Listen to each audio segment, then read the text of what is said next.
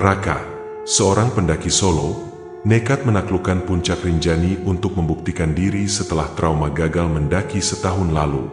Di Segara Anak, ia mendengar suara teriakan minta tolong dari dasar kawah. Semakin Raka mencari sumber suara, semakin banyak keanehan terjadi. Kabut mendadak tebal, jalur seolah berubah, dan ia mulai melihat sosok manusia dengan tubuh hangus berdiri di bawah kawah. Pendaki lain yang coba menolong justru turut hilang satu persatu. Di balik teriakan itu, tersimpan rahasia lama tentang penunggu kawah yang menagih nyawa pendaki, arogan. Namanya Raka, usianya baru 27, tapi matanya menua, dipenuhi bayangan masa lalu yang tak pernah mau diam di kepalanya.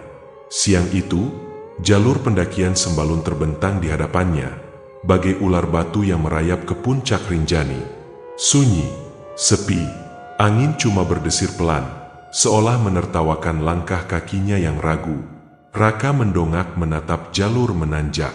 Langkahnya berat, seperti ada beban di pundaknya, beban yang tak bisa dia buang, seberat apapun ransel yang dia bawa. Di pos registrasi, petugas sempat menegurnya. "Mas, sendirian? Udah sore, jalurnya panjang loh." Raka hanya mengangguk, melempar senyum pahit, dan menuliskan namanya di buku registrasi. Dalam hati dia berbisik, "Gue harus sampai puncak, walau sendirian, walau mati." 1 tahun lalu, di jalur ini juga, Raka pernah mendaki bersama 4 temannya. Puncak Rinjani sudah di depan mata, tapi satu langkah kakinya jadi penyesalan seumur hidup. Fajar, teman terbaiknya, terpeleset di jalur Samit Atak. Raka cuma sempat melihat bayangan tubuh Fajar jatuh menukik, menabrak batu, lalu lenyap di telan tebing kawah yang curam. Mereka semua panik, menjerit minta tolong. Tapi waktu itu kabut turun cepat. Petugas pencarian tak pernah menemukan jasadnya. Hanya topi Fajar yang terdampar di tepi Segara Anak, basah, penuh bercak hitam, baunya mirip belerang busuk. Sejak saat itu, Raka dihantui mimpi buruk yang sama setiap malam. Suara teriakan Fajar yang jatuh, wajahnya yang tak utuh, dan mata yang terus menatapnya dari dasar kawah. Banyak yang bilang, kalau ada pendaki yang hilang di Rinjani, kadang arwahnya nggak pernah benar-benar pergi. Jalur pendakian menyimpan suara-suara, kata mereka. Ada yang mengaku mendengar lolongan, teriakan, sampai gamelan gaib. Semua itu kabarnya panggilan dari mereka yang belum pulang. Raka mendaki pelan. Langkahnya meninggalkan jejak di jalur berpasir. Batu-batu berkerikil memantul jatuh ke lereng. Langit sore perlahan berubah jingga, diiringi suara burung kecil yang melintas entah di mana. Setiap beberapa meter, Raka menoleh ke belakang. Sunyi, tak ada rombongan lain. Jalur seolah cuma miliknya sendiri, tapi perasaan di tengkuknya selalu dingin. Seperti ada yang berjalan di belakangnya, satu langkah di belakang punggungnya, mengikuti kemanapun dia menoleh. Menjelang maghrib, ia tiba di Pelawangan. Tanah datar di ketinggian 2.600-an meter ini biasanya jadi tempat para pendaki bermalam sebelum Samit Atak ke puncak. Tapi tak ada satu tenda pun di sana. Hanya hamparan kabut tipis yang perlahan turun dari arah puncak, membungkus pemandangan Segara Anak di kejauhan. Matahari tenggelam setengah, menyisakan semburat merah darah di langit, bagai luka lama yang tak mau sembuh. Dengan tangan gemetar, Raka mendirikan tenda. Tiang aluminiumnya bergetar kecil disentuh angin. Api kompor kecil meliuk lemah, hanya cukup memanaskan air untuk kopi sachet murahan. Sambil menyesap kopi pahit, Raka menatap bibir kawah yang terjal. Dalam diam, dia berbisik, "Fajar, lo di mana?" "Gue di sini sekarang. Gue bakal turun kemanapun, kalau lo masih di situ." Angin menjawab gumamannya dengan siulan panjang. Daun-daun kering di tanah berputar perlahan, seolah membentuk jalur ke arah kawah. Malam datang lebih cepat dari yang Raka duga. Angin makin menusuk, merembes ke tulang. Suara hembusan dari dasar kawah semakin jelas, seolah bukan sekadar angin. Di antara kantuk yang berat, Raka mendengar samar-samar suara lirih, terputus-putus, menggema pelan dari bawah sana. "Tolong!" Raka terlonjak, membuka matanya lebar-lebar. Tak ada siapapun. Tenda hanya bergetar pelan diterpa angin. Tapi suara itu masih berdengung di telinganya. Suara serak, seperti tenggorokan penuh pasir dan lumpur. Dia merangkak ke pintu tenda, menyingkap zipper perlahan. Angin dingin menerpa wajahnya. Di ujung pandangannya, Kawah Rinjani berdiri kokoh, setia memeluk rahasia orang-orang yang pernah jatuh ke dalam perutnya. Dan entah kenapa, di balik kabut yang turun perlahan, Raka merasa melihat bayangan gelap berdiri diam di bibir kawah. Tidak bergerak, tidak berwajah, hanya berdiri menatapnya, seolah memanggilnya turun. Suara teriakan itu belum selesai, dan perjalanan Raka di Gunung Rinjani baru saja dimulai. Malam di Pelawangan berubah jadi mimpi buruk yang menggigit perlahan. Suhu turun tajam, menusuk tulang. Di luar tenda, angin menderu bagai bisikan ratusan mulut yang saling berbisik dalam bahasa yang tak Raka pahami. Sementara di dalam, Raka meringkuk dalam sleeping bag tipisnya, telinga berdengung menahan sunyi yang terlalu panjang. Tapi di balik itu semua, satu suara terus berputar di kepalanya. Suara serak, putus-putus, seolah bergetar di antara kabut. "Tolong!" Suara itu datang lagi. Jelas, terlalu nyata untuk sekadar mimpi. Raka membuka matanya. Napasnya tercekat. Ia menahan gemetar, memaksa dirinya duduk, menatap pintu tenda yang bergoyang pelan tertiup angin. Dalam diam, Raka memasang senter di kepala. Sinar kuningnya menembus kain tenda, menampakkan bayangan ranting dan bebatuan. Tapi di sela-selanya, ada bayangan lain, tinggi, kurus, berdiri diam seolah menunggu. "Fajar?" bisik Raka pada kegelapan. Suaranya nyaris tenggelam dalam suara gesekan kain tenda yang berkibar. Tak ada jawaban, hanya angin, lalu teriakan lirih lagi. "Raka, tolong aku!" Itu suara Fajar. Ia ingat betul nada suaranya. Serak, parau, seolah mulutnya penuh lumpur kawah. Raka merangkak, menarik zipper pintu tenda dengan tangan bergetar. Segera, angin dingin memburu masuk, menusuk pipi dan lehernya. Di depan tenda, kabut turun perlahan dari bibir kawah. Putih, tebal, menggulung seperti napas raksasa yang bangun dari tidur panjangnya. Kabut itu menutupi hampir seluruh segara anak di bawah sana. Dan di sela-selanya, Raka melihat sesosok bayangan manusia berdiri di pinggir kawah, tepat di seberang tempatnya mendirikan tenda. Jaraknya mungkin 100 meter, tapi Raka bisa melihat jelas bentuknya. Tubuh hitam legam, rambutnya menempel di wajah seperti gumpalan akar basah. Sinar senter di kepala Raka menembus kabut, menyorot sosok itu. Tapi dia tidak bergerak sedikit pun. Hanya mulutnya yang terbuka lebar, menatap Raka tanpa kelopak mata, seolah membisikkan satu kata yang sama berulang-ulang. "Tolong!" Raka menelan ludah. Kepalanya mendadak ringan, jantungnya memukul keras tulang rusuk. "Fajar, itu loh," gumamnya. Suaranya sendiri terdengar asing di telinga. Bayangan itu masih berdiri di sana. Kabut makin pekat, menutup sebagian tubuhnya. Lalu perlahan, di bawah kakinya, tanah di bibir kawah terlihat retak, seolah ada sesuatu di dalam perut kawah yang bergerak, menekan ke atas, mendorong retakan makin besar. Raka mundur satu langkah. Kakinya menendang batu kerikil. Suaranya keras memantul di sekeliling Pelawangan. Dan saat ia kembali menatap ke arah bayangan itu, sosoknya sudah hilang, lenyap ditelan kabut begitu saja, seolah memang tak pernah ada di sana. Raka meremas genggamannya. Dadanya sesak. Suara teriakan itu masih menggema di telinganya. Dia menoleh ke segara anak di kejauhan. Dalam remang, danau vulkanik itu tampak begitu tenang. Permukaannya rata, memantulkan cahaya bulan setengah. Tapi Raka tahu, di kedalaman danau itu, entah apa yang sebenarnya bersembunyi. Ia teringat ucapan porter tua yang dulu pernah dia temui. Kalau dengar suara manggil dari kawah, jangan jawab. Kalau dengar suara minta tolong, tutup telinga. Sekali jawab, mereka bakal ikut pulang di punggungmu. Raka menelan keras, tapi sudah terlambat. Ia sudah memanggil nama Fajar. Ia sudah menjawab suara itu. Angin berembus kencang, membawa kabut turun menelan tenda Raka. Suara di telinganya berubah, bukan hanya satu teriakan, tapi puluhan, saling tumpang tindih. Ada yang menjerit, ada yang tertawa kecil, ada yang sekadar mendesis seperti ular yang merayap di tanah basah. Dalam kepalanya, Raka melihat kilasan bayangan Fajar. Wajahnya setengah remuk, matanya membiru, bibirnya pecah.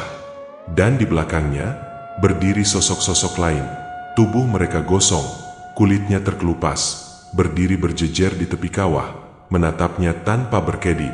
Senter Raka bergetar di dahinya. Cahayanya menari liar di antara kabut. Ia mundur ke dalam tenda, menarik zipper dengan kasar, berusaha memutus pandangan dari bayangan-bayangan itu. Tapi suara itu tak mau hilang. Suara teriakan Fajar kini bercampur dengan bisikan serak ratusan mulut. Tolong, Raka, tolong kami pulang. Danau Segara Anak, Kawah Rinjani, angin dingin, semua bersatu menelan akal sehatnya. Malam itu, Raka tahu satu hal, ia tak lagi sendirian di gunung ini.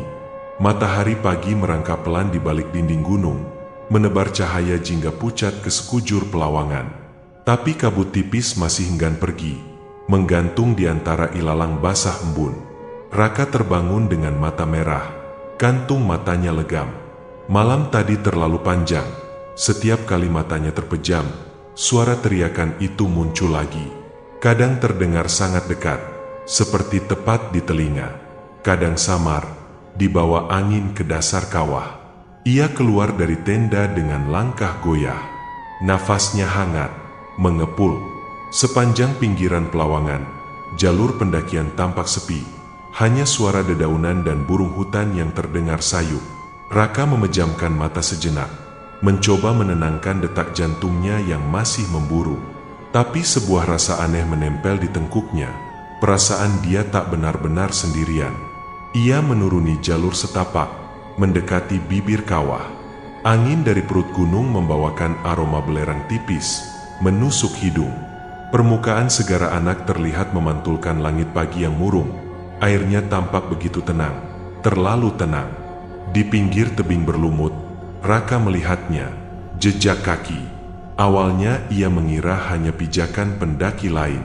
Tapi saat diperhatikan lebih dekat, jejaknya telanjang, besar, dan dalam, seolah seseorang tanpa alas kaki berjalan menuruni batuan basah itu.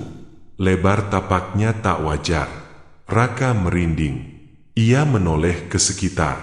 Tak ada tanda-tanda tenda lain. Tak ada satupun rombongan di pelawangan semalam. Dengan tangan gemetar, Raka menelusuri jejak kaki itu. Langkah-langkahnya menurun, menapak di jalur sempit pinggir kawah. Tiap jejak berakhir di titik di mana tanahnya tampak retak, seolah ada sesuatu yang menekan keluar dari perut gunung. Ia ingat kabut semalam, bagaimana sosok gelap itu berdiri diam di sana. Disinilah dia melihatnya, di sini pula jejaknya mengarah turun, menuju dasar kawah yang dalam, penuh uap belerang. Fajar, bisik Raka, setengah memohon jawaban. Tiba-tiba, angin bertiup kencang. Daun kering berputar jatuh ke jalur sempit, berdesir melewati kaki Raka.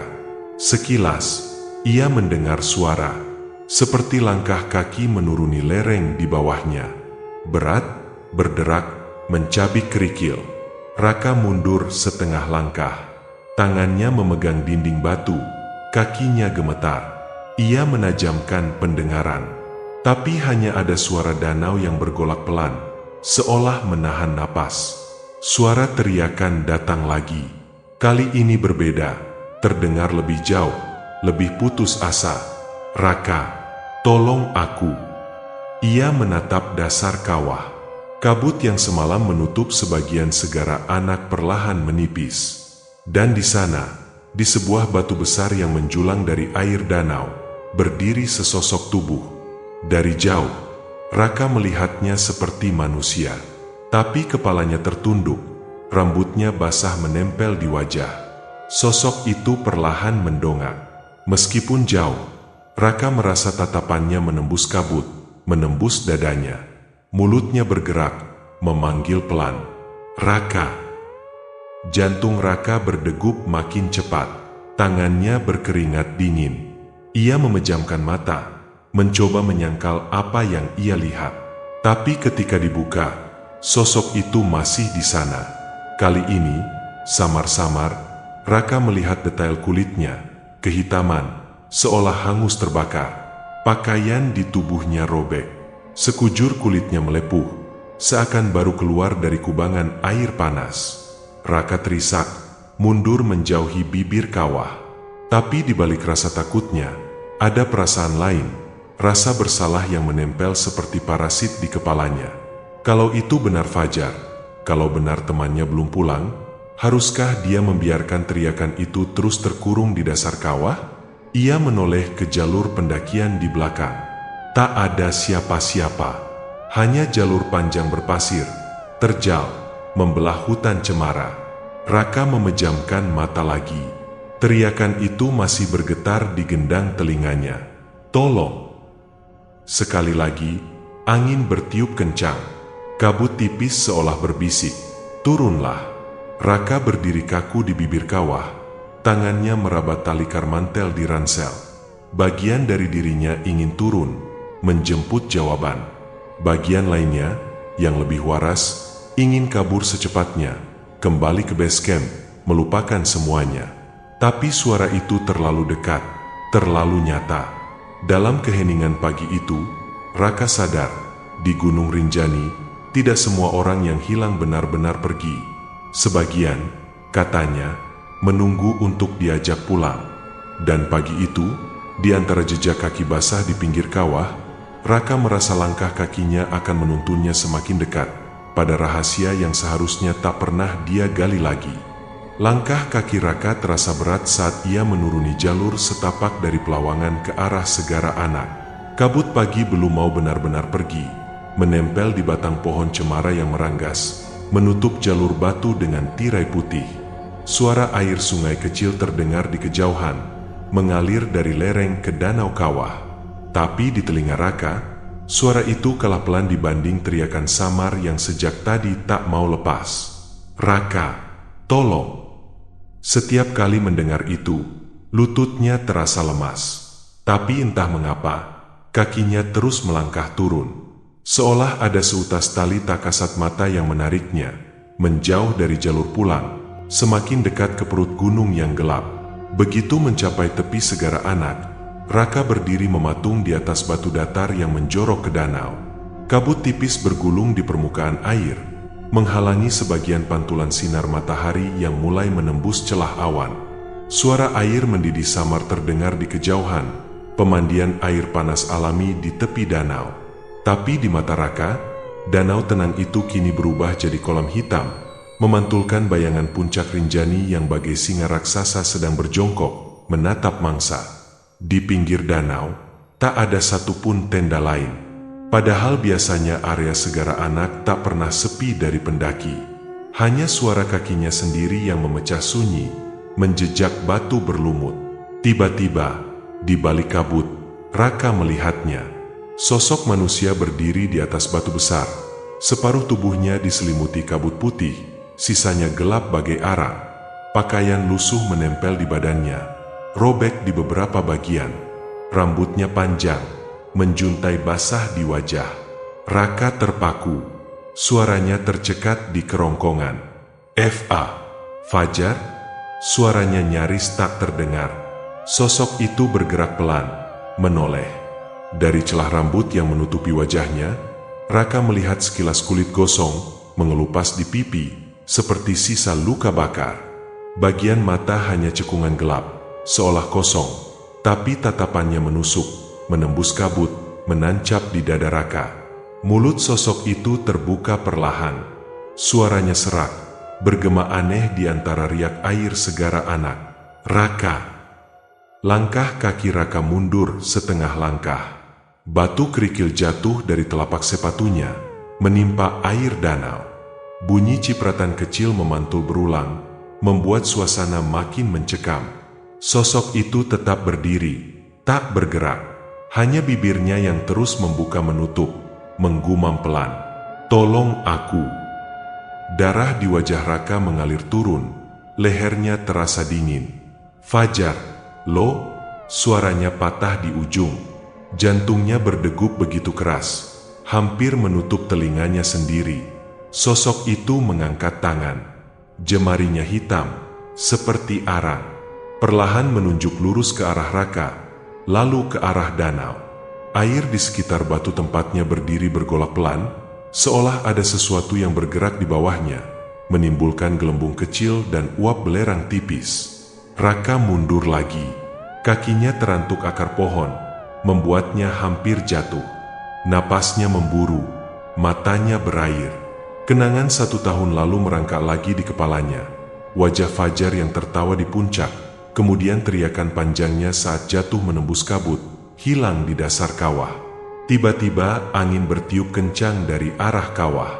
Kabut di sekitar Segara Anak bergeser sekejap, menyingkap bayangan sosok lain di belakang si tubuh hangus. Bayangan itu lebih tinggi, samar seperti kabut, berdiri di pinggir air. Tak punya wajah, hanya lekukan kepala hitam, matanya kosong memancarkan bias putih pucat. Tubuhnya membesar, lalu meredup. Sosok Fajar itu tiba-tiba membungkuk, seperti berusaha bicara lagi. Tapi dari mulutnya bukan suara manusia, melainkan lolongan rendah, parau, memekakkan telinga. Raka menutup telinga. Tangannya bergetar.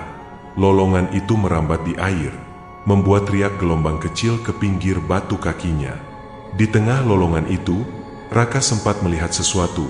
Di samping batu besar, ada jejak kaki, jejak basah, telanjang, menancap di lumpur. Bukan satu pasang, tapi banyak. Seolah lebih dari 1 orang pernah berdiri di sana, lalu berjalan ke arah danau. Semua jejak berakhir di air. Tidak ada yang kembali ke darat. Raka mundur terbirit. Lututnya gemetar. Ia menoleh ke jalur pulang, tapi yang dilihatnya hanya dinding kabut tipis menggulung pelan, seolah menutup jalan keluar. Lolongan itu berhenti mendadak. Saat Raka menatap ke batu lagi, sosok hitam itu sudah lenyap. Hanya jejak kakinya yang masih basah di atas batu. Dan di dasar danau, buih-buih putih muncul, meneteskan bau belerang yang makin kuat. Raka menelan ludah. Dadanya terasa sesak. Ia berbalik lari naik ke jalur pelawangan. Langkahnya terhuyung. Tapi di balik punggungnya, suara serak itu masih mengikuti, menembus kabut tipis. "Raka, tolong aku." Langkah kaki Raka bergetar menapaki jalur setapak menuju tenda. Nafasnya putus-putus, dadanya sesak menahan dingin yang menggigit kulit. Tapi rasa dingin itu kalah menakutkan dibanding bayangan sosok hangus yang barusan dilihatnya di atas batu. Tubuh gosong, suara parau, tatapan kosong yang seperti memanggilnya turun ke Segara Anak. Setibanya di dekat tendanya, Raka terhenti. Matanya menangkap sesuatu yang tak seharusnya ada di sana. Tepat di atas batu datar di depan pintu tenda, terbentang selembar kain putih lusuh. Panjangnya kira-kira 1 meter, ujungnya compang-camping. Sekilas, kain itu tampak basah, menempel di batu. Raka menoleh ke sekeliling. Jalur pendakian sepi, tak ada suara langkah lain. Angin hanya berbisik pelan, memainkan daun-daun cemara. Pelan-pelan, Raka mendekat. Bau aneh segera menusuk hidungnya. Campuran antara belerang dan anyir busuk, seperti bau daging yang direndam air kawah terlalu lama. Ia jongkok, meraba ujung kain itu dengan ujung jarinya. Basah, dingin. Saat diangkat sedikit, tetesan air keruh menetes ke batu, meninggalkan noda kekuningan. Jantung Raka berdetak makin keras. Kain putih, Raka ingat. Fajar selalu memakai kaos kaki putih saat summit Atak setahun lalu. Saat teman-temannya panik mencari di pinggir kawah, Raka sempat melihat kaos kaki Fajar hanyut di Segara Anak. Bercak darahnya sudah pudar bercampur lumpur. Jangan-jangan ini. Pikiran itu membuat bulu kuduk Raka meremang. Tangannya gemetar memegangi kain itu. Ujungnya robek. Di salah satu sisinya terlihat bercak merah gelap, seperti darah lama yang sudah mengering bercampur lumpur. Angin berembus pelan. Kabut tipis menuruni lereng, membelai pundak Raka. Tapi di telinganya, suara itu datang lagi. Kali ini begitu dekat, seolah berbisik di bahu kirinya. "Raka, tolong!" Raka menoleh cepat.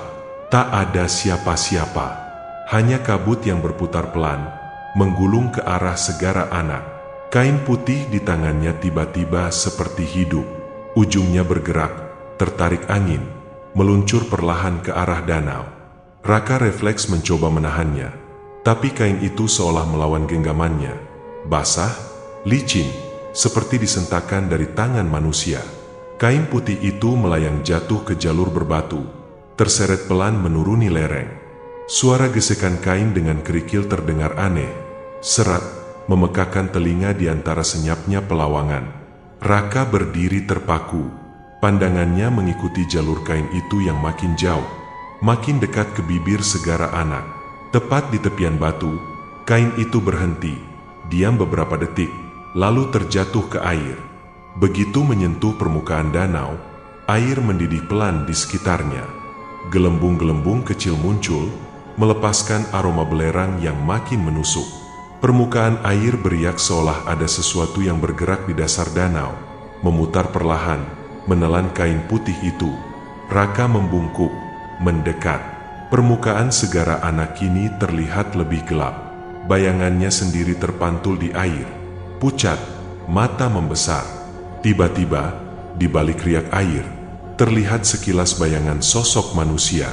Wajahnya samar, tapi Raka tahu siapa dia. Fajar. Mulutnya terbuka lebar di bawah permukaan, mengeluarkan suara parau tak jelas. Dalam kepalanya, suara itu terdengar makin jelas, mengiris gendang telinga. "Raka, turunlah. Bawa aku pulang." Raka mundur terbirit, kakinya terantuk batu, tubuhnya jatuh terduduk di jalur setapak. Dadanya naik turun, matanya berair. Di kejauhan, permukaan Segara Anak menelan riak terakhir. Tak ada kain putih, tak ada bayangan. Hanya kabut tipis yang bergulung perlahan, menutup danau seolah tak pernah ada apa-apa. Raka menoleh ke jalur pelawangan. Untuk pertama kalinya, keinginan pulang berkecamuk di dadanya. Tapi di saat yang sama, rasa bersalah itu menempel di kepala, menahan langkahnya untuk kabur. Ia menunduk, menatap tangannya yang masih basah sisa air lumpur dari kain putih itu. Bau anyir belerang menempel di kulitnya, menembus ke pori-pori. Dan di balik kabut, suara teriakan Fajar menggema lagi. Kali ini lebih dalam, lebih putus asa.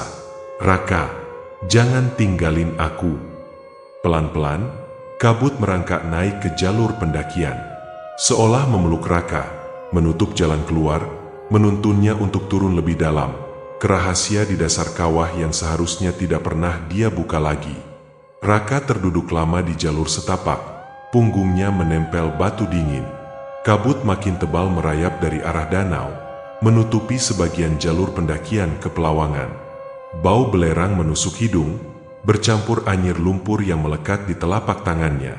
Di tengah napas yang memburu, telinganya menangkap suara langkah kaki dari kejauhan. Suara ranting patah, bunyi batu kerikil terinjak.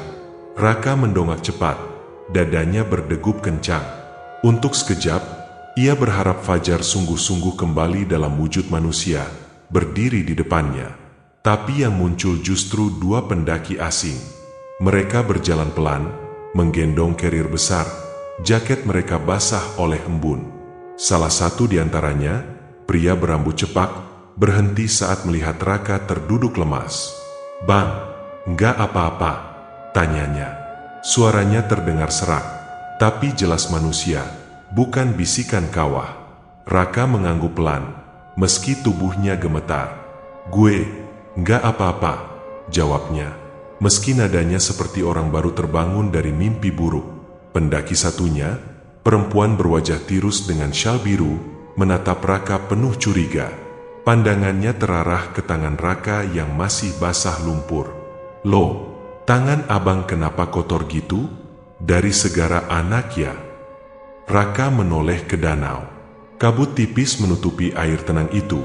Tapi di balik kabut ia seolah masih melihat riak aneh tempat kain putih itu tenggelam.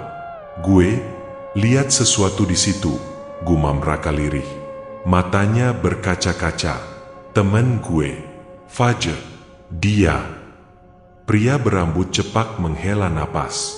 Ia duduk di sebelah Raka, meraih botol air dari samping karirnya, lalu menawarkannya.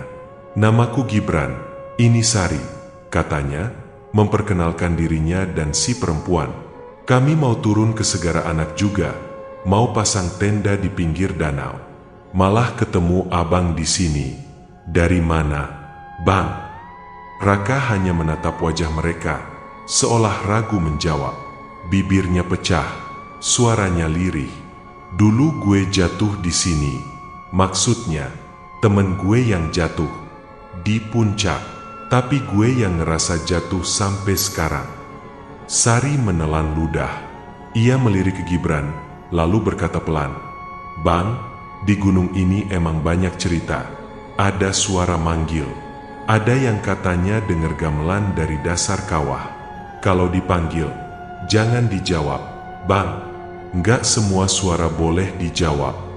Raka menunduk. Ujung jarinya gemetar menekan kerikil. "Gue udah jawab, udah manggil namanya semalam." Gibran dan Sari saling pandang. Angin berembus melewati jalur setapak, membuat dedaunan cemara bergemerisi. Suasana mendadak sunyi, terlalu sunyi. Hanya bunyi air mendidih di kejauhan, bunyi pemandian panas alami, seharusnya menenangkan, tapi di telinga Raka justru terdengar seperti bisikan panjang. "Bang, mending ikut kami ke tenda. Kami mau masak, istirahat. Bang butuh makan.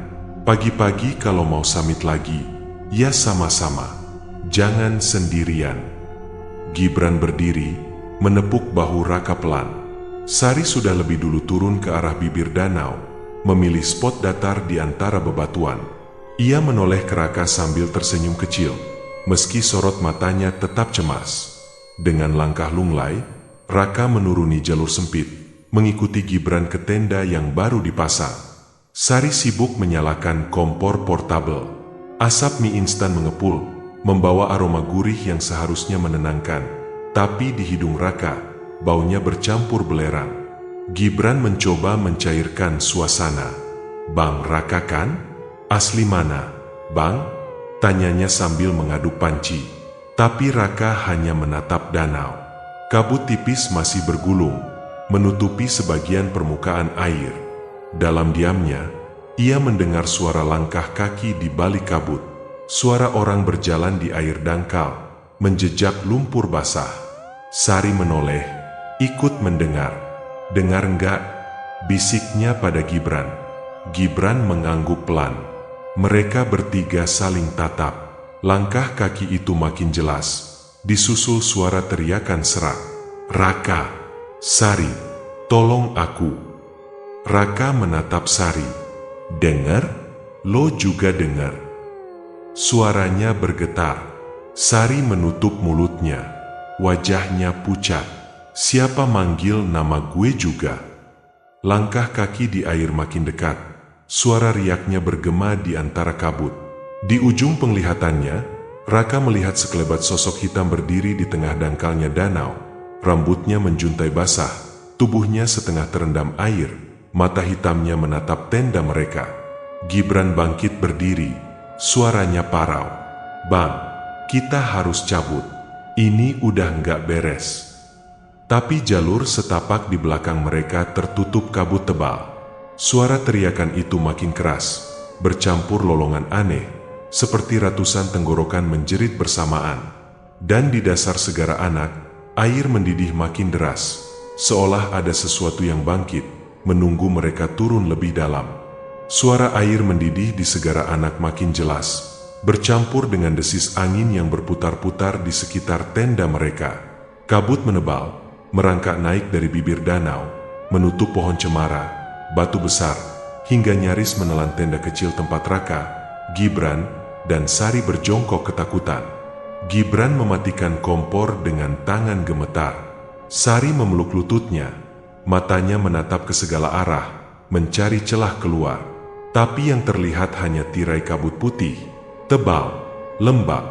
Mereka bertiga terdiam lama, mendengar langkah kaki di air. Suara itu mendekat, lalu menjauh, lalu mendekat lagi, seolah ada yang sengaja bermain di tepian danau. "Bang, kalau ini beneran arwah teman abang, dia mau apa?" bisik Sari. Suaranya parau, hampir hilang ditelan angin. Raka tak menjawab. Tatapannya kosong, terpaku ke permukaan segara anak yang mendidih di beberapa titik, menebarkan bau belerang yang makin menusuk. Dalam kepalanya, suara Fajar memanggil, semakin jelas, semakin dekat. "Raka, jangan pergi." Gibran memegang pundak Raka, mencoba menyadarkan. "Bang, fokus. Kalau kita mau selamat, kita harus naik lagi ke Pelawangan. Kabut begini nggak normal." Sari menoleh ke jalur naik, tapi mulutnya langsung ternganga. Jalur setapak yang tadi jelas terlihat kini lenyap, tertutup kabut tebal hingga menyatu dengan lereng batu. Bahkan pohon-pohon cemara yang tadi bisa dijadikan penanda pun menghilang, seolah dicabut dari tanah. Yang tersisa hanya kabut putih menggulung, seperti tirai tipis yang bergerak pelan mengikuti napas segara anak. Sari berdiri, tangannya meraba-raba kabut, berharap menemukan batang pohon atau bebatuan. Tapi setiap disentuh, kabut itu terasa dingin, basah, dan anehnya seperti menarik jemarinya untuk terus masuk ke dalam. "Gue nggak bisa lihat jalur pulang," gumam Sari. Suaranya mulai gemetar, matanya bergerak cepat, membesar.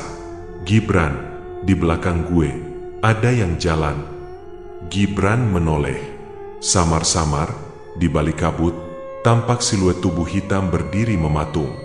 Tingginya melebihi manusia biasa, bahunya membungkuk, kepalanya miring seolah menatap Sari. Mata Gibran memerah, napasnya sesak. Tiba-tiba ia mundur, menjauhi tenda. "Jangan deketin gue, jangan deketin gue," teriaknya. Suaranya pecah, panik. Sari berlari ke arah Raka, tapi langkahnya goyah. Tubuhnya membungkuk, punggungnya seperti menanggung beban berat. Mulutnya berkali-kali menggumam, "Jangan panggil nama gue, jangan panggil nama gue." Raka menatap mereka berdua, tapi matanya juga buram. Di balik kabut, ia melihat sosok Fajar lagi. Kali ini lebih jelas. Wajahnya setengah remuk, matanya hitam pekat meneteskan lumpur, bibirnya pecah-pecah. Fajar menatapnya sambil tertawa kecil. Suara tawanya terputus-putus seperti napas orang tenggelam. "Raka, lo nggak boleh pulang sendirian." Angin mengguncang dinding tenda.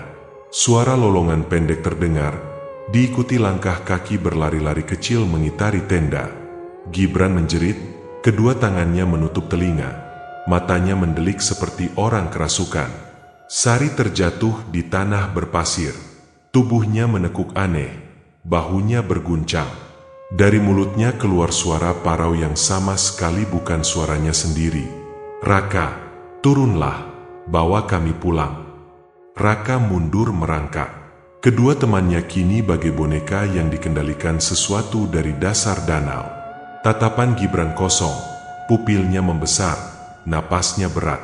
Sari menangis sambil menggumam kata-kata aneh, potongan kalimat yang tak selesai, seolah lidahnya kaku. Di sela lolongan angin, suara Fajar berbaur dengan suara-suara lain. Bukan hanya satu, tapi puluhan, tumpang tindih, memanggil, memohon. "Raka, Raka, jangan pulang sendirian."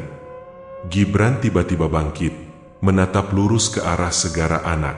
Langkahnya pelan, tapi pasti, menuruni jalur licin menuju bibir danau.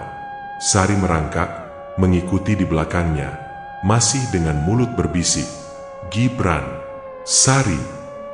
Raka memanggil, suaranya parau. Tapi dua temannya seolah tak mendengar. Tatapan mereka kosong, tubuhnya bergerak seperti orang mimpi berjalan. Air danau mendidih di sekitar kaki mereka, menelan suara jejak langkah. Bau belerang makin kuat, menusuk dada. Kabut perlahan menelan tubuh Gibran dan Sari. Dalam sekejap, hilang. Yang terdengar hanya suara percikan air dan tarikan napas terputus-putus.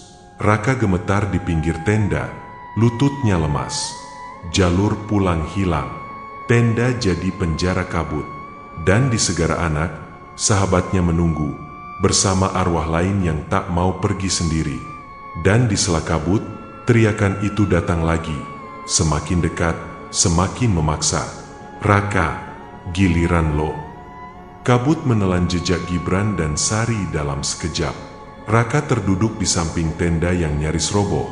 Napasnya pendek-pendek. Ia menatap jalur setapak yang kini hanya dinding putih. Tak ada pohon, tak ada batu penanda. Seolah pelawangan dan jalur pulang benar-benar dicabut dari peta gunung. Sisa suara langkah kaki teman-temannya sudah tak terdengar. Yang tertinggal hanya bunyi riak air Segara Anak, mendidih perlahan di antara bisikan angin. Bau belerang menusuk sampai ke tenggorokan. Raka meremas tanah dengan jemari kotor. Ujung kukunya menancap ke lumpur. Dalam kepalanya, suara Fajar masih berputar. Kali ini lebih jelas, lebih dalam, seperti langsung memanggil dari dasar otaknya. Raka, turunlah, aku kedinginan. Raka menoleh ke arah danau. Kabut tipis perlahan terbelah, menampakkan air Segara Anak yang berkilau pucat diterpa sisa sinar matahari senja. Di permukaan air, samar-samar terlihat buih-buih putih yang membentuk pusaran kecil. Raka memicingkan mata. Pusaran itu tak wajar, seperti mulut kawah kecil yang terbuka, menelan apa saja yang mendekat. Pelan-pelan, di antara pusaran, muncul sesuatu, bayangan hitam, seperti kepala manusia yang terapung. Rambut panjang tergerai menutupi sebagian wajah. Perlahan, kepala itu berputar, memperlihatkan wajah penuh luka, kulit gosong, bibir sobek, mata hitam membiru. Raka merinding, lututnya bergetar. Itu wajah Fajar, tak diragukan lagi. Suaranya bergetar, setengah terisak. Fajar, lo, kenapa nggak pulang? Bayangan itu tak menjawab. Mulutnya bergerak pelan di atas air. Yang terdengar hanya suara berdesir, suara bisikan ratusan arwah yang tumpang tindih, seolah Segara Anak berubah jadi mulut raksasa. Raka, sini, bawa aku pulang. Air di sekeliling pusaran mendidih makin kencang. Riaknya memantulkan bayangan Fajar ke batu-batu pinggir danau.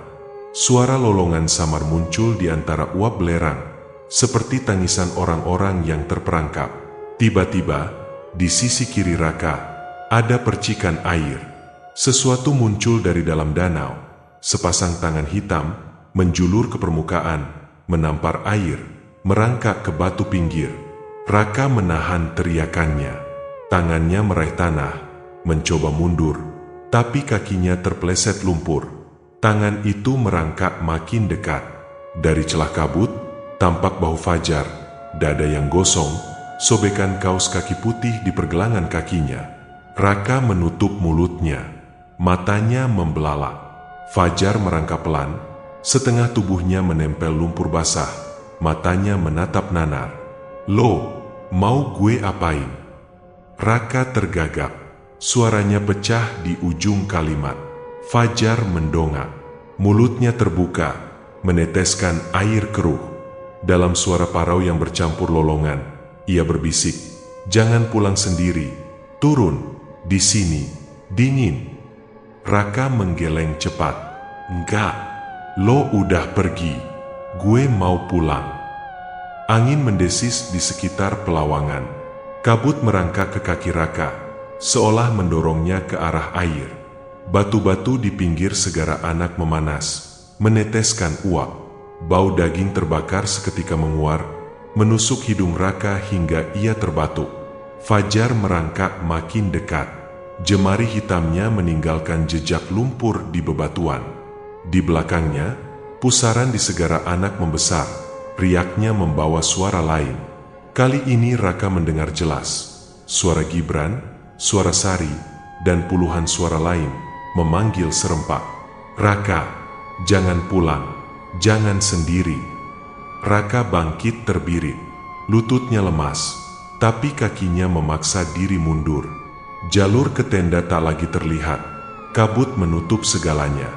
Hanya danau di depannya yang semakin jelas, riaknya berkilau, seolah memanggil. Fajar setengah merangkak, setengah menyeret tubuhnya. Tangannya menepuk batu, lumpurnya menempel di kaki Raka. Raka menendang pelan, terisak, tapi sentuhan dingin itu seolah melekat di kulitnya. Dalam sekejap, Raka sadar, jalur keluar hilang. Gibran dan Sari ditelan air. Fajar menunggu di antara lumpur dan bau belerang.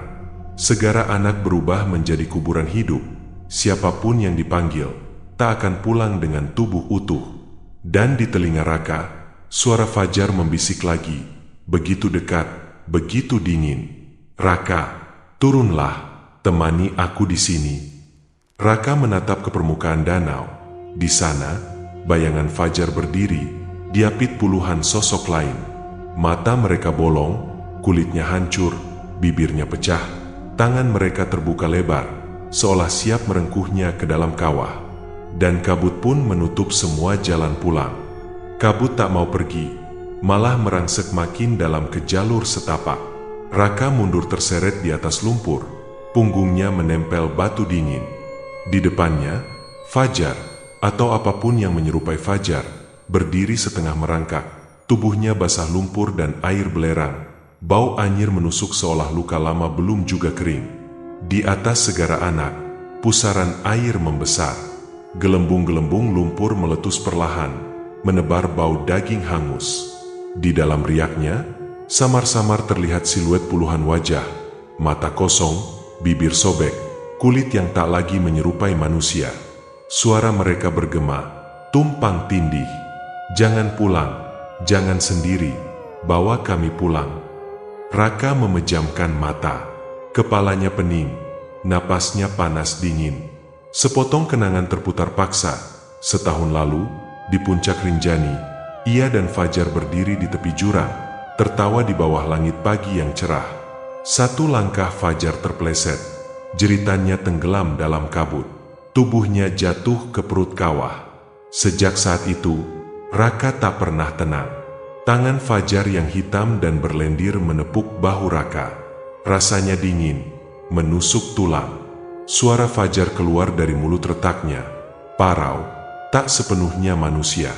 Raka, turunlah, jangan pulang sendiri. Raka menggeleng pelan, matanya berkaca. Lo, mau gue temenin mati di sini, Jar? Ini maunya lo. Tapi Fajar tak menjawab. Di sekelilingnya, siluet lain muncul. Sosok Gibran, wajahnya pucat, mata bolong meneteskan air lumpur. Di belakangnya ada Sari, syal birunya terendam lumpur sampai leher. Tubuh mereka setengah tenggelam di riak kawah, tapi jemari mereka meraih ke arah Raka. Angin mendesis, kabut berputar, seolah membentuk lorong di atas segara anak. Dalam bisikan yang berbaur lolongan, Raka mendengar potongan kata-kata. Tumbal, tumbal kawah. Napas Raka terhenti, dahinya bergetar, pikirannya menembus ingatan lama. Ia pernah dengar cerita itu. Konon segara anak adalah mulut raksasa yang haus, tempat para roh penasaran berkumpul menunggu tumbal. Para pendaki yang hilang di jalur puncak, yang terpeleset di bibir kawah, yang tercebur di air mendidih, arwah mereka tak pernah pergi. Mereka jadi penunggu, menarik jiwa-jiwa baru. Gue bukan tumbal kalian, desis Raka. Suaranya pecah di ujung, tapi tangan Fajar menggenggamnya erat. Jemarinya dingin, tulang-tulangnya terasa menonjol, seolah tak lagi berisi daging. Turunlah, satu tumbal lagi, biar kami pulang. Dalam riak air, Raka melihat sesuatu memantul. Bayangan orang-orang, menunduk, memikul beban. Mata mereka kosong, seolah jiwa mereka tertinggal di dasar kawah. Di antara bayangan itu, ada potongan kain putih, sisa kaos kaki Fajar, berputar-putar, seolah menunggu siapapun yang mau menjemputnya. Tiba-tiba, suara gemerisik di telinganya berubah, lebih pelan, tapi jelas. Kalau mau bebas, kau harus ganti tempatku.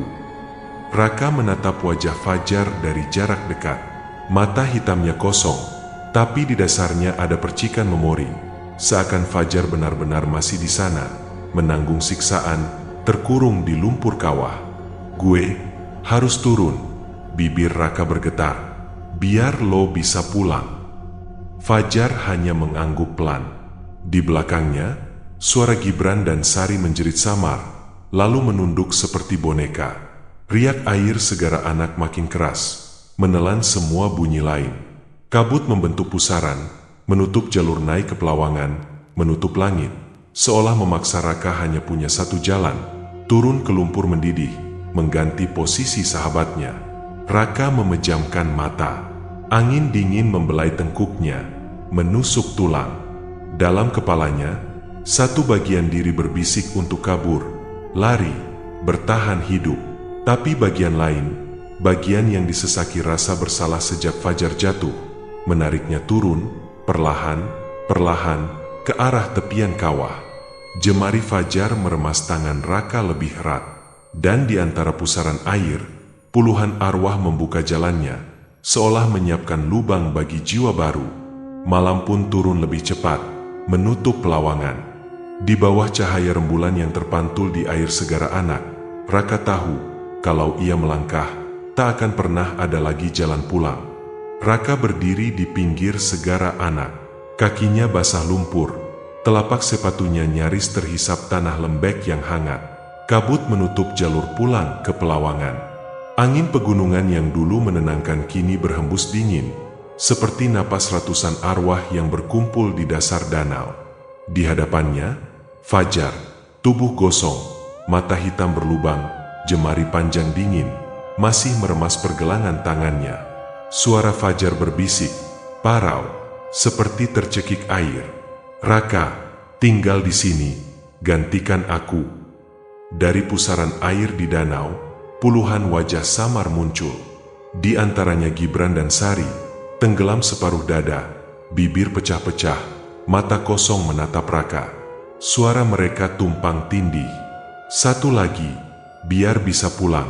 Satu lagi tumbal. Raka memejamkan mata. Dalam kepalanya, kenangan puncak Rinjani setahun lalu kembali. Dia dan Fajar berpelukan kegirangan di bibir kawah. Satu tawa ceroboh, satu pijakan licin. Teriakan Fajar terpotong kabut. Tubuhnya meluncur bebas ke perut kawah. Dan sejak hari itu, Raka yang masih hidup, justru seperti terpenjara. Tidur pun dihantui mimpi jatuh yang sama, berulang-ulang. Kenapa gue? Raka bergumam parau, air mata menetes. Kenapa bukan gue yang jatuh waktu itu? Jar. Fajar tak menjawab. Matanya yang kosong hanya berkedip sekali, lalu bibirnya retak terbuka. Di baliknya, suara ratusan bisikan lain bersahutan. Karena kau yang tersisa, kau harus pulang, atau kau tinggal. Raka menarik napas panjang, membiarkan lumpur hangat merayap ke mata kaki. Bau belerang menembus hidungnya, membuat perih. Angin pegunungan merambat ke tulang punggungnya, menusuk dingin. Dalam kabut tipis, jalur pulang ke Pelawangan masih samar. Hanya segaris tanah bebatuan menanjak, hampir hilang ditelan kabut putih. Di belakangnya, bayangan tenda compang-camping milik Gibran dan Sari tampak seperti rumah hantu yang ditinggalkan. Tapi Fajar menariknya ke arah pusaran air. Jemarinya menggenggam makin erat, sedingin es. Di riak air, Raka melihat pantulan wajahnya sendiri, pucat, mata cekung, mulut bergetar. Dan di samping pantulan itu, bayangan Fajar menatap dengan tatapan putus asa. Gantiin aku, Rak, biar aku pulang. Untuk sesaat, pikiran Raka gelap. Rasanya mudah saja. Satu langkah ke lumpur mendidih, pejam mata, selesai sudah semua rasa bersalah.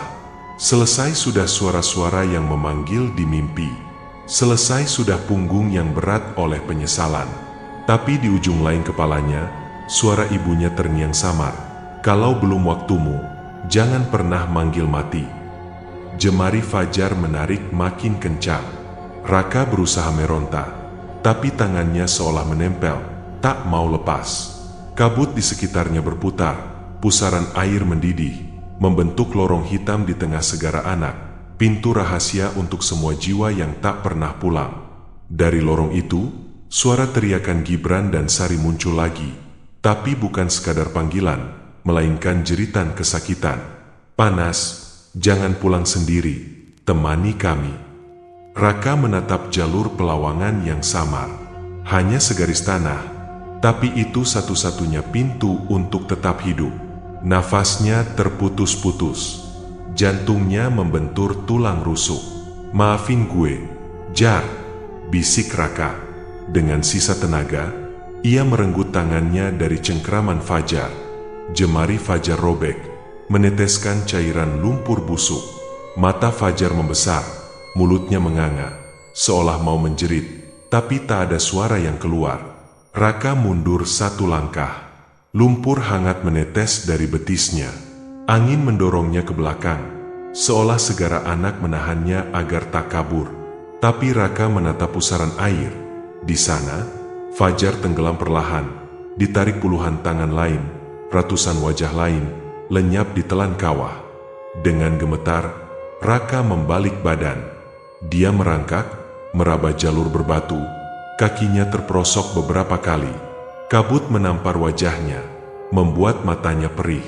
Di belakang, suara lolongan panjang menembus kabut, mengejarnya, memanggilnya kembali. "Raka Aa." Langkah Raka goyah. Dadanya terasa seperti diremas, kepalanya berputar. Tapi satu-satunya hal yang membuatnya terus berjalan adalah suara hatinya sendiri. "Kalau belum waktumu, jangan tinggal di sini." Sekali lagi, Raka menoleh ke segara anak. Pusaran air mendidih itu perlahan mengecil, menelan wajah Fajar untuk terakhir kalinya. Kabut menutup danau, menyembunyikan semua rahasia gelap di dasar kawah. Dan di senyap lawangan, hanya suara nafas Raka yang memburu. Teriakan terakhir Fajar hilang bersama uap belerang, menyatu dengan mitos-mitos gunung yang akan terus hidup, menunggu pendaki lain, menunggu tumbal lain. Malam itu, di jalur pulang yang sempit, Raka akhirnya tahu, kadang pulang dengan selamat bisa lebih menakutkan, karena sebagian dirimu akan tetap tertinggal di dasar segara anak, bersama teriakan yang tak pernah benar-benar padam. Terima kasih sudah mendengarkan cerita horor Tak Kasat Mata sampai selesai. Semoga kalian merasa tegang dan penasaran sama kisahnya ya. Jangan lupa untuk like video ini kalau kamu suka cerita seperti ini, dan subscribe supaya gak ketinggalan cerita horor seru berikutnya. Kalau ada pendapat atau pengalaman seram yang mau kamu share, langsung tulis di kolom komentar ya. Aku senang banget bisa ngobrol sama kalian semua di sana. Sampai jumpa di cerita selanjutnya. Jangan lupa jaga diri dan hati-hati di tempat gelap. Salam horor.